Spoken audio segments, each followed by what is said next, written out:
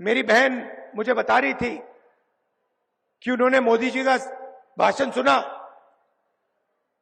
और उस भाषण में उन्होंने, मेरी बहन ने मुझे कहा कि जो हम बोलते हैं वही मोदी जी आजकल बोल रहे हैं।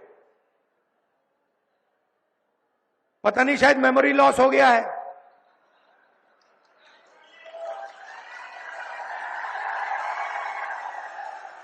जैसे अमेरिका का पूर्व राष्ट्रपति था, कभी कुछ बोलता था, कभी कुछ बोलता था, भूल जाता था, उसको याद दिलाना पड़ता था पीछे से, भैया आपको ये नहीं बोलना, आपको ये बोलना है।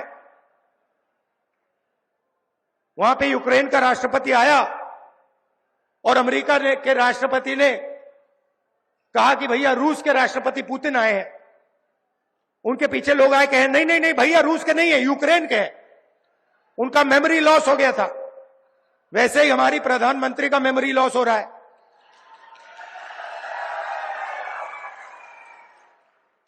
पता नहीं, शायद अगली मीटिंग में आपके पास आएंगे, कहेंगे भैया महाराष्ट्र की सरकार सोयाबीन के लिए 7,000 रुपए देती है प्रति क्विंटल। मैंने कहा कि बीजेपी कॉन्स्टिट्यूशन पे आक्रमण कर रही है। वो कहते हैं कांग्रेस पार्टी संविधान पर आक्रमण कर रही है। हर भाषण में मैं कह रहा हूं, मैं इसको लेके खड़ा हो रहा हूं, कह रहा हूं कि भाई इस पर बीजेपी आक्रमण कर रही है। 1 साल से मैं बोल रहा हूं। मोदी जी को पता लगा कि लोगों को गुस्सा आ रहा है, तो मोदी जी कह रहे हैं, राहुल गांधी कह रहा है कि राहुल गांधी संविधान पर आक्रमण कर रहा है।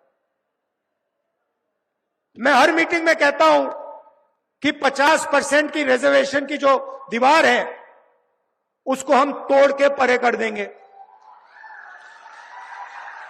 लोकसभा में मैंने नरेंद्र मोदी जी के सामने बोला कि 50% की जो रिजर्वेशन की दीवार बना रखी है, जिसको आप नहीं तोड़ना चाह रहे हो, उसको हम लोकसभा में तोड़ के दिखाएंगे। उनके सामने मैंने बोला, मेमोरी लॉस हो गई। मोदी जी कहते हैं राहुल गांधी रिजर्वेशन के खिलाफ है। राहुल गांधी, उनके सामने मैंने बोला कि मैं 50% की जो दीवार है उसे तोड़ने वाला हूं। कांग्रेस पार्टी इंडिया गठबंधन उस दीवार को तोड़ेगी। और मोदी जी का मेमोरी लॉस हो गया, कहते हैं राहुल गांधी तो रिजर्वेशन के खिलाफ है। अगली मीटिंग में कहेंगे कि राहुल गांधी जाति जनगणना के खिलाफ है। मैंने उनके सामने बोला, मोदी जी जाति जनगणना कराइए, देश को पता लगना चाहिए कितने दलित हैं, कितने आदिवासी हैं, कितने पिछड़े वर्ग के लोग हैं, देश को पता लगना चाहिए। हमसे जुड़े रहने के लिए हमारे YouTube चैनल को सब्सक्राइब करें और नई वीडियो की नोटिफिकेशन के लिए बेल आइकॉन को दबाएं।